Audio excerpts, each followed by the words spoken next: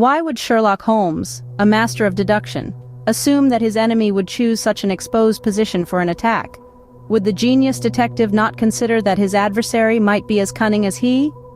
This question brings us to an intriguing analysis of Sherlock Holmes's decision-making in the story of the empty house.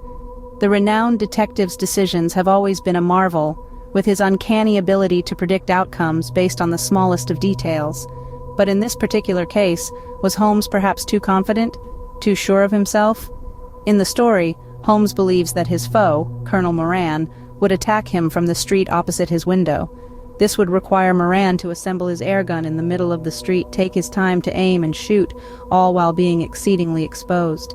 It seems an imprudent move for any seasoned villain, let alone one as formidable as Moran.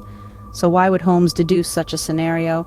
Was it an oversight or an underestimation of his opponent? Or perhaps it was a calculated risk, a trap set by the detective himself?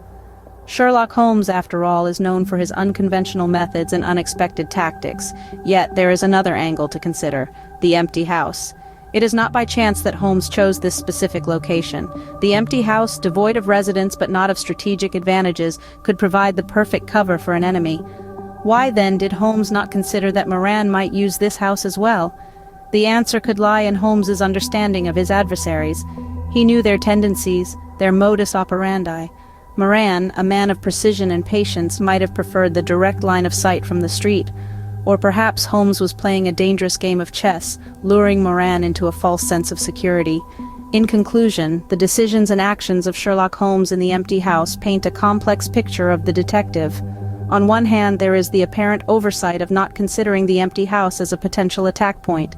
On the other hand, there is the possibility that Holmes was fully aware of the risks and was using them to his advantage. In this analysis, we've delved into the intricate mind of Sherlock Holmes, questioning his decisions and exploring the possibilities behind his actions. We've seen that even the great detective's decisions can be subjected to scrutiny, and that what may appear as a misstep could potentially be a masterstroke. Every story, every decision, every action of Sherlock Holmes offers a fascinating glimpse into the workings of a truly brilliant mind. Whether he was mistaken in his assumptions or was strategically setting a trap, Holmes continues to captivate us with his intellect and his unparalleled approach to problem-solving. Remember, in the world of Sherlock Holmes, nothing is ever as simple as it seems. The game, as they say, is always afoot. Thank you for joining me in this exploration of one of literature's greatest detectives.